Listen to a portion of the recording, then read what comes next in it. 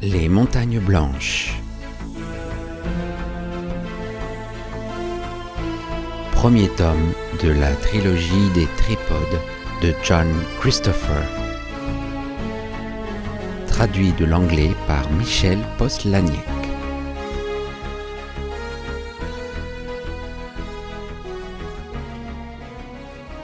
Chapitre 6. Le château de la Tour Rouge. Henry et Beanpole avaient compris, le lendemain de mon évanouissement, que je n'étais pas en mesure de partir. Ils auraient évidemment pu partir sans moi. Ils avaient encore le choix, soit de s'éloigner de la ferme en me traînant, soit de rester dans le cabanon en espérant ne pas être remarqués. Pour la première solution, il n'y avait pas d'autre abri en vue, et, bien que la pluie se fût arrêtée, le temps n'était pas prometteur, et le hangar ne paraissait pas servir beaucoup. Bref, ils avaient décidé de rester sur place. Tôt le matin, ils sont sortis chercher d'autres fruits et sont revenus les manger à la cabane. Les hommes avec les chiens sont arrivés 1 heure ou 2 plus tard. On n'a jamais su si les garçons avaient été vus avant et suivis jusqu'au hangar, ou si Beanpole avait laissé des marques de son passage dans la laiterie. Et comme du fromage manquait, les hommes avaient fait une inspection des abords de la ferme. Ce qui importait, c'était la présence de ces hommes et du chien, un affreux molosse, aussi haut qu'un âne, montrant les crocs en grondant. Il n'y avait rien à faire d'autre que se soumettre. Beanpole avait prévu un système de défense en pareil cas, afin de pallier le fait que ni moi ni Henry ne parlions sa langue. Nous serions ses cousins, tous deux sourds-muets. Nous ne devions rien dire et faire ceux qui n'entendaient rien. Ainsi nous fîmes, assez facile pour moi puisque j'étais inconscient. Beanpole avait pensé que cela atténuerait les soupçons et que même si on nous gardait prisonniers, on nous surveillerait de moins près, nous donnant ainsi plus de chances de nous échapper dès que l'occasion s'en présenterait. Je ne sais pas si cela aurait marché. Je n'étais certainement pas en état de m'échapper d'où que ce soit, mais il s'avéra que les choses prirent un tour différent de tout ce que nous avions envisagé.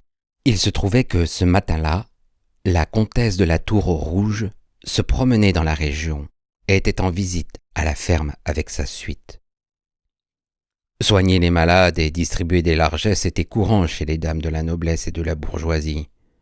Quand la femme de Sir Geoffroy, Lady May, était vivante, elle le faisait aussi dans la région de Werton. Un de mes plus anciens souvenirs était d'avoir reçu de sa main une grosse pomme rouge et un cochon en sucre, et de l'avoir salué en retour. Chez la comtesse, cependant, comme je l'appris par la suite, la générosité et l'altruisme n'étaient pas une affaire de devoir, mais une tendance naturelle. Elle était bonne et gentille, et la souffrance chez une autre créature, humaine ou animale, l'affectait beaucoup. La femme du fermier s'était brûlée aux jambes plusieurs semaines auparavant, et elle était alors totalement guérie, mais la comtesse voulait s'en assurer par elle-même. À la ferme, on lui parla des 3 garçons qu'on avait pris dans leur cachette, 2 sourds-muets, dont l'un avait la fièvre. Elle s'occupa de nous aussitôt. Sa suite était considérable. 9 ou 10 de ces dames l'accompagnaient, et 3 chevaliers étaient présents. Il y avait aussi des écuyers et des laquais. Beanpole et Henry furent placés devant des laquais, mais je fus installé sur la selle de l'un des chevaliers, attaché avec sa ceinture pour m'empêcher de glisser. Je ne me rappelle rien du trajet, ce qui est peut-être aussi bien. Il y avait plus de 15 kilomètres pour entrer au château, dont une grande partie sur un terrain peu carrossable. Le visage penché au-dessus de moi à mon réveil était celui de la fille de la comtesse, Héloïse.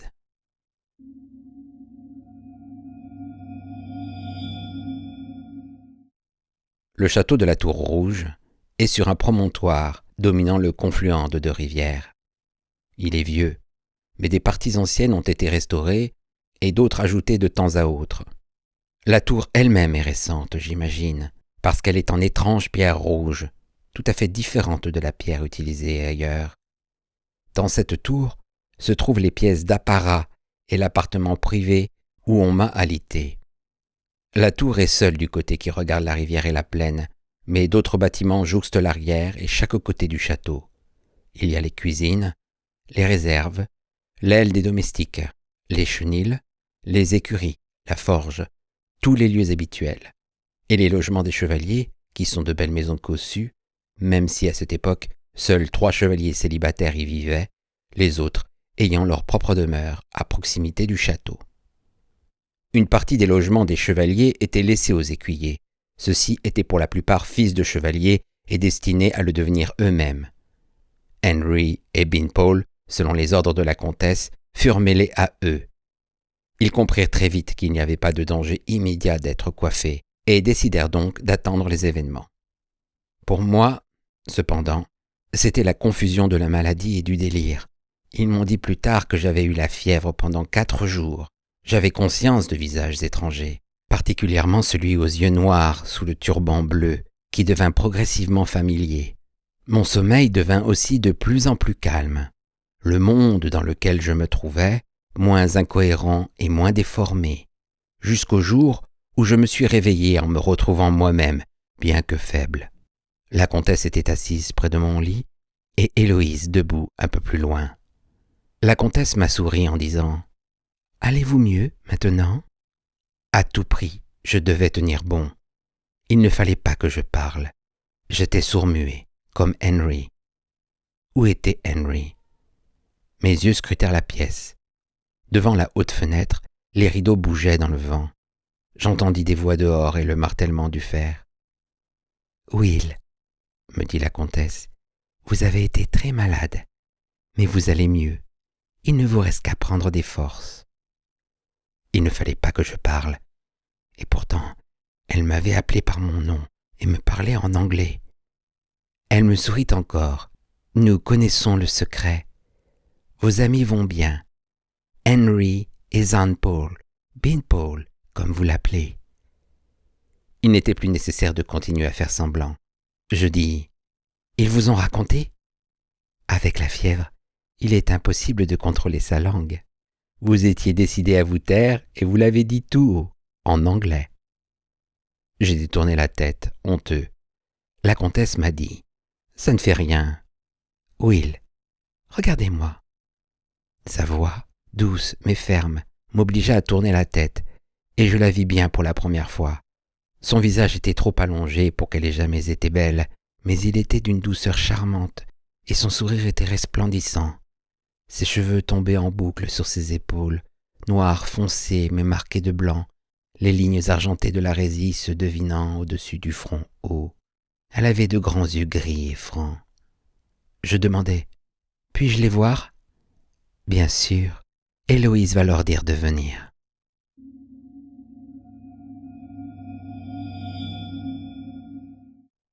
Elle nous a laissés seuls tous les 3. Je dis « Je nous ai donné. Je ne voulais pas. Je regrette. » Henry dit « Tu ne pouvais pas l'empêcher. Vas-tu bien à présent ?»« Pas mal. Que vont-ils faire de nous ?»« Rien. Autant que je peux en juger. » Il fit un signe vers Binnpole. « Il en sait plus que moi. » Binnpole dit alors « Ils ne sont pas comme les villageois ou les citadins. Les villageois, en nous trouvant, auraient appelé les tripodes, mais pas eux. Ils pensent que c'est bien que les garçons quittent leur foyer. Leurs propres fils s'en vont loin. » Je suppose que j'étais encore un peu ahuri, car je dis « Alors, ils pourraient nous aider ?» Binnpole hocha la tête, et le soleil se refléta dans les verres placés devant ses yeux. « Non, ils sont quand même coiffés. Ils ont des coutumes différentes, mais ils obéissent aux tripodes. Ce sont toujours des esclaves. Ils nous traitent gentiment, mais il ne faut pas qu'ils connaissent nos projets. » Je dis, à nouveau inquiet. « Si j'ai parlé, j'ai dû dire quelque chose à propos d'une montagne blanche. » Binnpole haussa les épaules. « Si oui, ils ont pensé que tu délirais. Ils ne soupçonnent rien, croyant seulement que nous sommes errants, vous deux venant de ce pays au-delà de la mer. Henry a pris la carte dans ta veste. Nous l'avons mise en lieu sûr. » J'avais réfléchi vite et je dis « Alors vous feriez mieux de vous en servir pendant que c'est possible. »« Non, il va te falloir des semaines avant d'être apte à voyager. »« Mais vous pouvez partir tous les deux. Je suivrai quand j'en serai capable. Je me rappelle suffisamment bien la carte. » Henry dit à Binnpole « C'est peut-être une bonne idée. » J'ai eu un pincement au cœur. Pour moi, c'était un noble sacrifice que je suggérais cela. Voir la proposition acceptée sans hésitation était moins agréable. Binnpole dit « Cela ne va pas. Si 2 partent en laissant le 3e, Ils vont peut-être commencer à se poser des questions. Ils peuvent nous pister. Ils ont des chevaux et aiment la chasse. Ça les changerait des cerfs ou des renards, non? Que proposes-tu alors? Demanda Henry. Je voyais bien qu'il n'était pas convaincu. Si nous restons, ils finiront par nous coiffer. Il vaut mieux rester pour l'instant, dit Beanpole. J'ai parlé avec des garçons. Dans quelques semaines, il y a le tournoi. Le tournoi? Demandai-je. Il a lieu 2 fois par an, dit Beanpole. Au printemps et à l'automne. Il y a des festivités, des jeux, des combats et des joutes entre chevaliers. Ça dure 5 jours, et à la fin, il y a leur cérémonie. Et si nous sommes encore là? Dit Henry. Nous sommes proposés pour être coiffés, vrai, mais nous ne serons plus là. Tu seras assez vigoureux à ce moment-là, Will. Et pendant le tournoi, il y a toujours beaucoup de confusion. Nous pourrons partir sans que cela se remarque pendant 1 jour ou 2, peut-être 3. Ayant des choses plus intéressantes à faire au château, je crois aussi qu'ils ne se donneront pas non plus la peine de nous poursuivre. Henry dit. Tu veux dire qu'il ne faut rien faire d'ici là? Cela vaut mieux. Je le pensais aussi. J'étais soulagé car l'idée d'être abandonné, plus terrifiante encore à force d'y songer, s'éloignait. Je dis, en essayant de prendre un ton indifférent, « C'est vous qui décidez. » Henry dit à regret, « J'imagine que c'est le mieux. »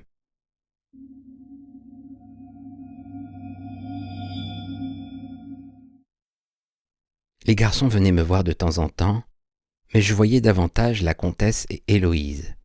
Le comte paraissait parfois. Il était grand et laid, mais fort renommé, ai-je appris, pour sa bravoure au tournoi et à la chasse. Une fois, désarçonné, il avait affronté un sanglier à la dague et l'avait tué. Avec moi, il était maladroit mais aimable, s'adonnant à de pauvres plaisanteries dont il riait beaucoup.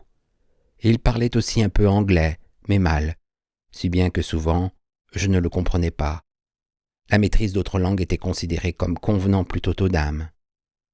Auparavant, je savais très peu de choses sur les nobles. À Werton, les domestiques du manoir restaient entre eux, ne se mêlant pas beaucoup aux gens du village. Maintenant que je voyais des nobles de près et que je passais mon temps au lit, j'avais le loisir de réfléchir, surtout à propos de leur attitude envers les tripodes. Comme l'avait suggéré Beanpole, elle n'était pas différente, pour l'essentiel, de celle des gens plus humbles. Certes, ils acceptaient par exemple que les garçons fassent des fugues, ce qui n'aurait pas été admis par les villageois d'ici ou de Werton. Leur vie était d'un autre style, et ça convenait assez bien au capitaine de Rumney. Pour les nobles, il était normal que les dames soient gracieuses et accomplies en certains domaines, et que les hommes soient courageux. Il n'y avait plus de guerre comme autrefois, mais il y avait d'autres façons de montrer sa vaillance, et un garçon qui fuyait la vie routinière, même s'il n'était pas noble, faisait montre de bravoure selon leur point de vue. L'ennui, c'était que cette bravoure, toute cette vaillance, était perdue, car ils acceptaient et attendaient d'être coiffés, avec même plus d'impatience que leurs inférieurs. C'était associé chez eux à l'obtention du titre de chevalier ou de celui de dame. En y songeant, je comprenais à quel point les bonnes choses ne signifient rien en elles-mêmes. Quelle valeur a le courage sans un esprit libre et critique pour le commander? Héloïse m'apprenait à parler leur langue. C'était plus facile que je ne croyais. Nous avions beaucoup de temps à notre disposition, et elle était patiente. La prononciation des mots me donnait énormément de mal. Je devais apprendre à faire des sons avec le nez et désespérer parfois d'y arriver. Le nom de Beanpole, par exemple, n'était pas Jean-Paul, mais Jean-Paul, et même ces simples syllabes demandaient une certaine maîtrise. J'ai eu le droit de me lever au bout de quelques jours. Mes vieux vêtements avaient disparu, et on m'en donna des neufs. En plus des sandales et sous-vêtements, j'avais un short et une chemise d'un tissu beaucoup plus fin que ce que je connaissais, et plus coloré. Le short était de couleur crème, et la chemise, le premier jour, était rouge foncé. À ma grande surprise, j'ai découvert qu'on les emportait chaque soir à la lessive, les remplaçant par des propres. Héloïse et moi, nous promenions avec plaisir à l'intérieur et à l'extérieur du château.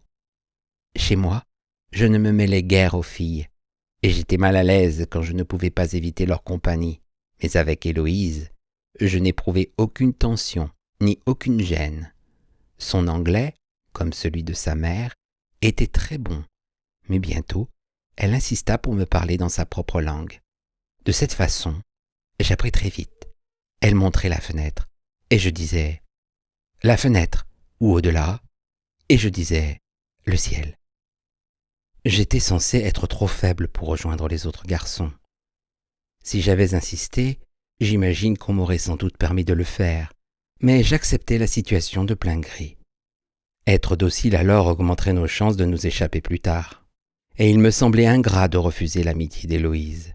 Elle était la seule enfant du comte et de la comtesse présente au château, ses 2 frères étant écuyers de la maison d'un grand-duc dans le sud, et elle ne semblait pas avoir d'amis parmi les autres filles. J'ai compris qu'elle devait s'ennuyer. Il y avait aussi une autre raison. J'avais encore sur le cœur le fait que Henry avait dû me supplanter auprès de Beanpole, et lorsque je les rencontrais, je sentais entre eux une complicité de camaraderie que je ne partageais pas. Leur vie, bien sûr, était très différente de la mienne. Il est même possible qu'ils fussent un peu jaloux du confort que j'avais. Ce qui était certain, c'est que nous avions peu à nous dire à propos de nos existences du moment, et que nous ne pouvions pas, par sécurité, évoquer l'entreprise commune qui nous importait davantage. Je les délaissais donc volontiers pour Héloïse. Elle était comme sa mère, d'une gentillesse réconfortante. Comme elle avait une profonde sympathie pour toutes les créatures vivantes, depuis les gens qui l'entouraient jusqu'aux poules qui grattaient la terre derrière les communs. Son sourire était celui de sa mère, mais c'était la seule ressemblance physique, car Héloïse était jolie, pas seulement quand elle souriait, mais aussi les traits au repos. Elle avait un petit visage ovale, une peau ivoire qui rosissait parfois, et des yeux bruns très sombres. Je me posais des questions sur la couleur de ses cheveux. Elle portait toujours la même coiffure en turban qui lui couvrait complètement la tête. Un jour, je l'ai interrogée à ce propos. Je lui ai posé des questions dans mon français hésitant, et soit elle ne m'a pas compris, soit elle a fait celle qui ne me comprenait pas. J'ai donc recommencé en anglais. Elle me répondit alors, mais dans sa propre langue et trop vite pour que j'en saisisse le sens. Nous étions dans le petit jardin triangulaire, formé par la proue du château qui avançait vers la rivière. Il n'y avait pas une âme et pas un bruit, à part celui des oiseaux et quelques cris d'écuyers s'exerçant au champ clos derrière nous. Je fus irrité par sa réponse évasive, et j'ai saisi le turban, mi-riant, mi-fâché. Il s'est défait aussitôt, et Héloïse s'est retrouvée tête nue devant moi, ses cheveux bruns, courts et frisottés, pris dans la résille argentée.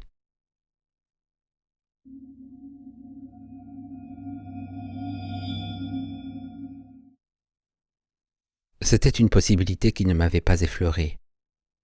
Étant assez petit de stature, j'avais l'habitude de penser que toute personne plus âgée que moi devait être plus grande. Or, elle avait 3 à 5 centimètres de moins que moi. Ses traits aussi étaient fins et délicats. Je les regardais avec étonnement, sidérés et rougissants comme elle, mais rouge vif plutôt que rose pâle. Je me suis rendu compte, à sa réaction, que j'avais commis un outrage, mais je ne savais pas à quel point. Pour les filles, comme je l'ai déjà dit, la cérémonie était associée à l'obtention du titre de dame. Quand Héloïse fut remise et eut renoué son turban, elle me donna des explications en anglais pour être comprise à coup sûr. Ici, les filles portaient un turban pour la cérémonie, et quand les tripodes les relâchaient, elles l'avaient toujours sur la tête. Pendant les 6 mois suivants, personne, pas même la comtesse, n'était censé voir Héloïse tête nue. Au bout de ce temps, un bal spécial serait donné, et là, pour la première fois depuis la cérémonie, elle se montrerait. Et je lui avais arraché ce turban, comme j'aurais ôté la casquette d'un garçon en chahutant à l'école. Elle me parla sans colère ni reproche, mais avec patience. Elle avait grande honte que j'aie vu sa tête, mais sa vraie préoccupation concernait ce qui aurait pu m'arriver s'il y avait eu des témoins. Une sérieuse flagellation d'abord, mais ce n'aurait sans doute pas été le dernier de mes châtiments. On disait qu'un homme avait déjà été mis à mort pour un tel crime. Mes sentiments en l'écoutant étaient partagés. Il y avait de la reconnaissance pour elle qui voulait me protéger, mais aussi le ressentiment d'être jugé, même gentiment, selon un code de conduite qui ne signifiait rien pour moi. À Wharton, les filles, tout comme les garçons, revenaient tête nue après avoir été coiffées. Mes sentiments vis-à-vis d'Héloïse elle-même étaient aussi confus et incertains. J'avais parcouru un long chemin depuis mon départ du village, pas seulement au sens propre, mais dans mon attitude envers les gens. De plus en plus, je voyais les coiffés comme manquant de ce qui me paraissait l'essence de la nature humaine. Cette étincelle vitale de rébellion contre les gouverneurs du monde. Et je les méprisais pour cela, même le comte et la comtesse, malgré toute leur gentillesse et leur bonté envers moi. Mais pas Héloïse. Je l'avais crue libre comme moi. J'avais peut-être même eu la velléité de penser que lorsque nous repartirions pour les montagnes blanches, nous pourrions ne pas être 3, mais 4. Tout ceci était devenu vain à la vue de sa tête nue. J'étais arrivé à la considérer comme mon amie, peut-être plus. Mais maintenant, je savais qu'elle appartenait irrémédiablement, corps et âme, à l'ennemi.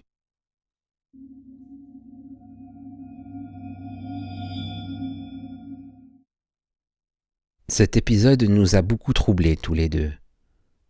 Pour Héloïse, 2 coups avaient été portés, l'un à sa pudeur et l'autre à l'idée qu'elle avait de moi. Le fait que je lui arrache son turban l'avait choquée. Même si elle savait que c'était par ignorance, c'était le geste d'un barbare à ses yeux, et un barbare dans un domaine est susceptible de l'être en d'autres. Elle n'était plus sûre de moi. Pour moi, ce qui en résultait, ce n'était pas le doute, mais le contraire. Rien ne pouvait advenir de mon amitié pour elle. Un gros trait noir avait été tiré dessus. La seule chose à faire était d'oublier et de me concentrer sur ce qui était important. Gagner les montagnes blanches. J'ai vu Henry et Beanpole un peu plus tard ce même jour et leur ai proposé de partir aussitôt. J'étais sûr d'être assez résistant pour voyager. Mais Beanpole tenait à attendre le tournoi, et cette fois Henry l'a soutenu chaleureusement. J'étais fâché et déçu. J'avais espéré le contraire. C'était à nouveau l'alliance dont j'étais encore exclu. Je les ai quittés brusquement. Dans l'escalier, j'ai rencontré le comte qui m'a souri en me donnant une vigoureuse tape dans le dos et qui m'a dit que j'avais l'air mieux, mais que j'avais encore besoin de m'étoffer. Je devais manger plein de gibier. Il n'y avait rien, comme le gibier, pour reconstituer les maigrichons. Je suis monté au petit salon où j'ai retrouvé Héloïse, le visage éclairé par la lumière dorée de la lampe. Elle a souri à mon approche. Visiblement, sa nature fidèle et loyale ne pouvait se ressentir trop gravement d'un sentiment de défiance. Notre camaraderie a donc continué, bien qu'il y eût une circonspection nouvelle entre nous. Comme j'étais plus résistant, nous avons pu faire des randonnées plus longues. On nous a sellé des chevaux et nous avons fait des sorties en dehors des terres du château, sur les collines et dans les prairies remplies de fleurs d'été. Je ne savais monter à cheval qu'à ma manière, mais je devins vite adroit, comme je le fus rapidement dans la langue du pays. Il y avait des jours couverts ou pluvieux, mais plus souvent du beau temps, et nous chevauchions à travers les terres chaudes et parfumées. Parfois, nous descendions de cheval pour nous asseoir près de la rivière, où sautaient les truites argent sur fond d'argent. Nous rendions visite aux chevaliers, et leurs dames nous donnaient des boissons fruitées et des petits gâteaux à la crème. Le soir, nous nous reposions dans le boudoir de la comtesse, bavardions avec elle ou l'écoutions chanter en s'accompagnant d'un instrument rond à long col dont elle tirait les cordes. Souvent, le comte venait aussi et restait avec nous, exceptionnellement silencieux. Le comte et la comtesse me témoignaient ouvertement de l'affection. Je crois que c'était surtout parce que leur fils était parti. C'était la coutume, et il ne leur serait pas venu à l'idée de la contester, mais ils regrettaient leur absence. Il y avait d'autres garçons de noble lignée au château, mais ceux-ci résidaient dans l'aile des chevaliers et ne rejoignaient leur famille que pour le souper qui était servi dans la grande salle où 30 à 40 personnes dînaient à la même table. Moi, étant malade et installé dans la tour, je faisais partie de la famille plus qu'eux. Mais, bien que conscient de leur sympathie pour moi, j'eus un jour, avec la comtesse, une conversation qui me surprit. Nous étions seuls, parce qu'Héloïse essayait une robe. La comtesse brodait et je la regardais, fasciné par ses doigts rapides et habiles, qui faisaient de minuscules points. Elle parlait en travaillant d'une voix douce et chaude, légèrement voilée comme celle d'Héloïse. Elle m'a interrogé sur ma santé, je lui ai dit que j'allais bien, et m'a demandé si j'étais heureuse au château. Je l'ai assuré que je l'étais. Puis elle m'a dit « J'en suis contente.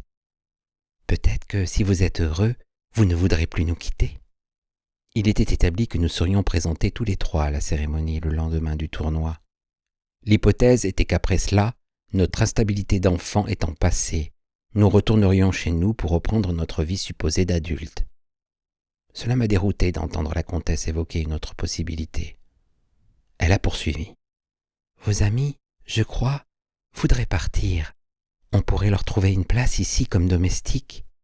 Mais je sens qu'ils seraient plus heureux dans leur village. Pour vous, cependant, c'est différent. » J'ai regardé son visage, après avoir détaché mes yeux de ses mains. « Comment cela, madame ? Vous n'êtes pas noble, mais la noblesse peut être accordée. Elle dépend du don du roi, et le roi est mon cousin. » Elle a souri. « Vous ne le saviez pas ? Il est en dette pour une flagellation que je lui ai évitée quand il n'était qu'un garçon non coiffé comme vous. Il n'y aura aucune difficulté pour cela, Guillaume. » Guillaume était leur façon de dire mon nom. Elle me l'avait expliqué, mais ne l'avait jamais utilisé pour s'adresser à moi. La tête me tournait un peu. Même si je m'étais habitué au château et à la vie d'ici, cela me semblait toujours un peu irréel. Et de parler de roi...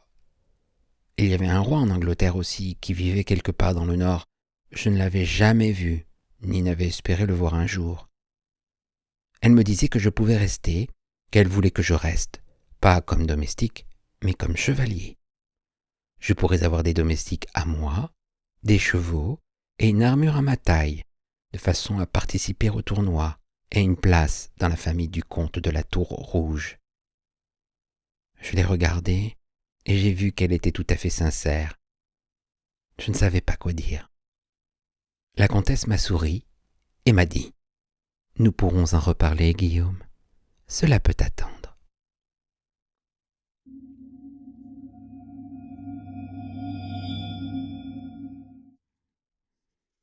Il n'est pas facile d'écrire sur ce qui a suivi. Ma première réaction à ce qu'avait dit la comtesse fut d'être flattée, sans plus.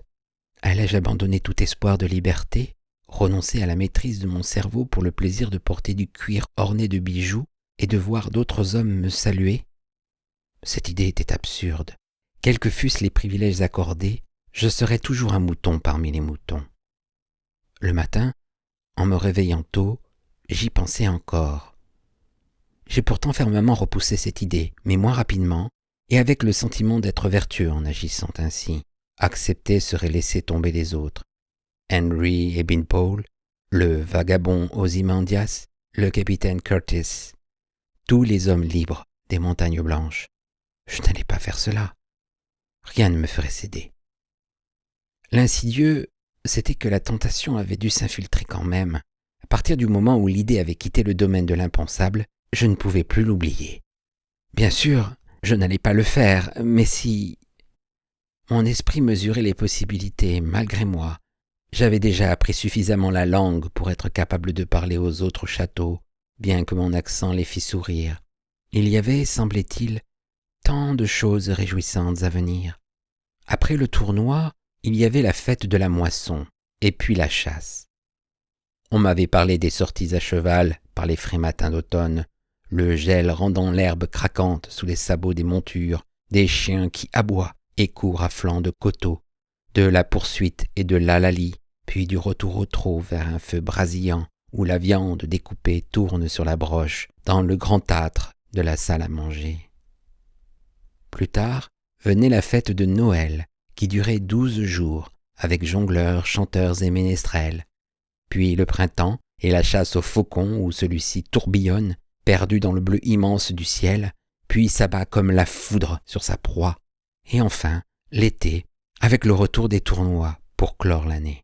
Mon attitude envers les gens qui m'entouraient avait également changé. À Werton, la séparation entre les garçons et les hommes était plus nette qu'ici. Tous les adultes, même mes parents, étaient des inconnus pour moi. Je les respectais, admirais ou craignais, les aimais aussi. Mais je ne les connaissais pas comme je commençais à connaître ceux du château. Et plus je les connaissais, plus c'était difficile de les condamner globalement. Ils étaient coiffés, ils acceptaient les tripodes et tout ce qu'ils représentaient, mais cela ne les empêchait pas, comme j'avais vu chez le comte, la comtesse et Héloïse, et aussi chez d'autres, d'être bons, généreux et courageux, et heureux. Car cela me semblait-il de plus en plus, c'était le point crucial. Avant la cérémonie, il pouvait y avoir des doutes, des incertitudes et de la révolte. Peut-être que ces gens les avaient éprouvés aussi. Mais quand la résille était en place, les doutes disparaissaient. Quelle grande perte cela faisait-il? En était-ce une? Les tripodes ne semblaient pas intervenir beaucoup dans la vie des hommes, sauf pour les coiffer. Il y avait eu l'incident en mer, quand ils avaient manqué de faire sombrer l'Orion. Il coulait des bateaux, avait dit le capitaine Curtis. Mais combien d'autres étaient engloutis dans les tempêtes ou fracassés sur des rochers? Ozymandias avait parlé des hommes qui travaillaient dans les mines souterraines, à extraire les métaux nécessaires aux tripodes, des tripodes qui chassaient les hommes, des êtres humains qui les servaient dans leur ville. Mais même si ces choses-là étaient vraies, elles devaient se passer très loin d'ici. Aucune d'elles n'atteignait cette vie tranquille et agréable. Sans arrêt, je revenais à la considération la plus importante, ma fidélité à Henry et Beanpole et aux autres. Mais même cela, avec les jours qui passaient, s'avérait moins convaincant. Pour essayer de me donner de l'assurance, je me mis en quête des deux autres. Je lançai à nouveau l'idée de notre fuite immédiate, mais ils la refusèrent sèchement. J'ai eu à nouveau l'impression qu'ils n'avaient pas grande envie de me parler et qu'ils étaient impatients que je les laisse. J'ai donc abandonné, vexé de leur froideur, mais peut-être aussi un peu content. Quand on cherche à se justifier de sa déloyauté, on saute sur le premier motif de rancune.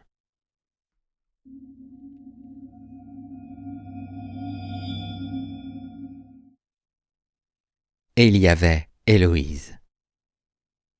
Nous nous promenions à pied ou à cheval et parlions ensemble, et progressivement la prudence et la gêne nées entre nous à la suite de l'incident du jardin disparurent, ensevelies sous le commerce quotidien de notre amitié. Nous étions à nouveau à l'aise, contents d'être ensemble.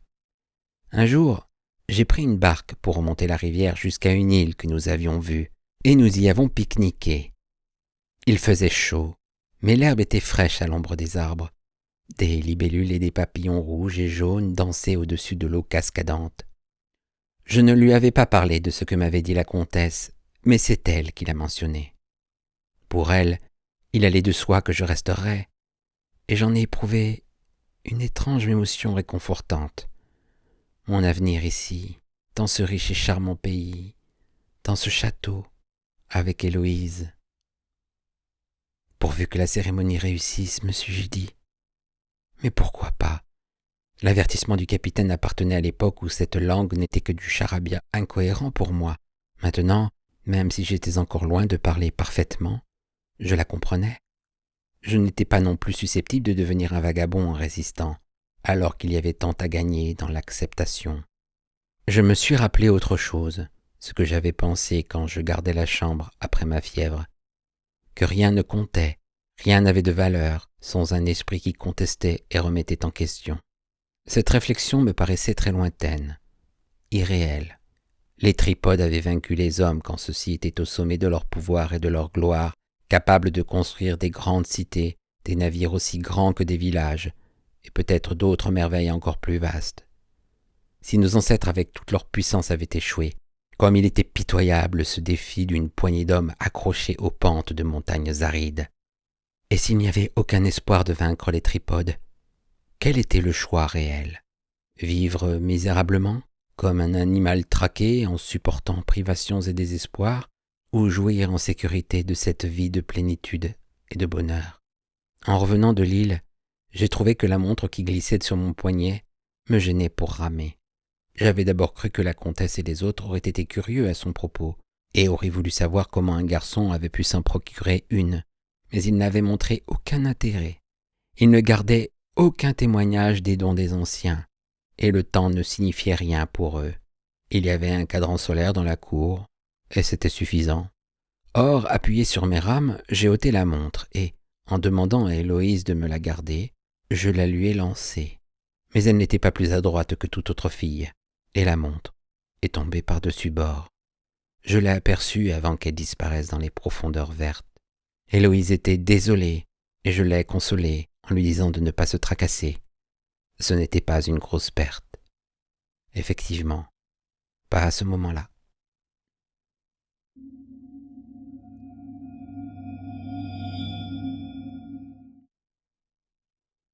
L'époque du tournoi approchait. Il régnait une atmosphère d'énervement et d'agitation. De grandes tentes furent dressées dans les prairies en contrebas pour ceux qui ne pouvaient pas être logés au château même. Du matin au soir, l'air résonnait du bruit des armuriers et des cris du carrousel, tandis que se déroulaient les joutes préparatoires. Je me suis moi-même essayé et j'ai découvert que je pouvais assez bien toucher la bague en ne me servant que des genoux pour conduire le cheval. Je n'avais pas encore l'esprit libre au sujet de la loyauté, par exemple. Loyauté envers qui? Les hommes des montagnes blanches ne connaissaient même pas mon existence. Pour Ozymandias et le capitaine Curtis, je n'étais qu'un garçon parmi d'autres envoyés dans le sud. Quant à Henry et Beanpole, souhaitaient-ils ma présence en fait? Ils ne m'en donnaient pas l'impression. Ne préféraient-ils pas être seuls?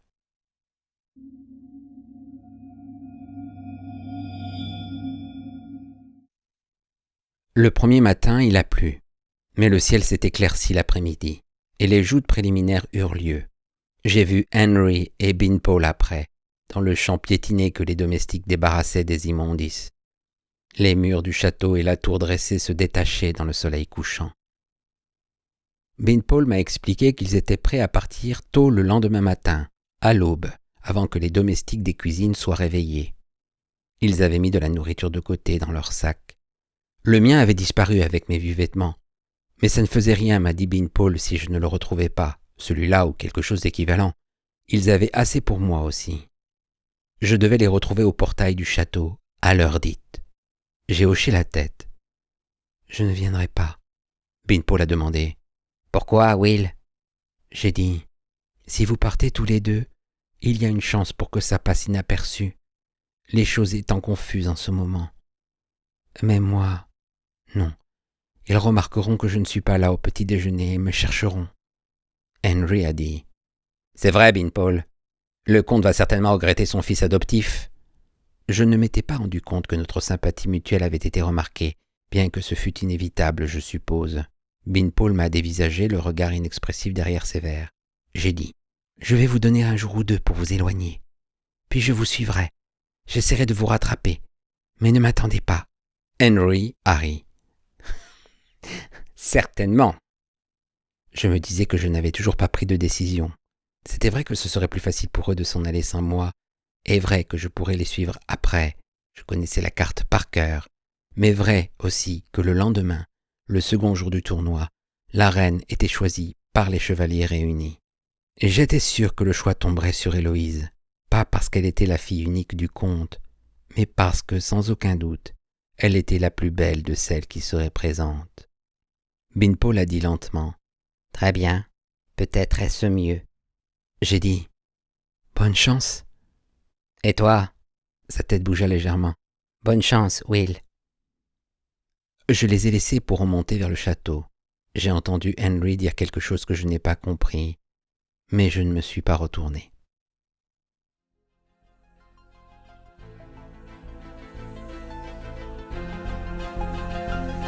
C'était Les Montagnes Blanches, tome 1 de la trilogie des Tripodes, de John Christopher.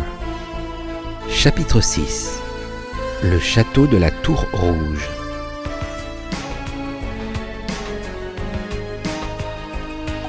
Si vous avez apprécié cette lecture, merci de liker, commenter et de vous abonner à la chaîne.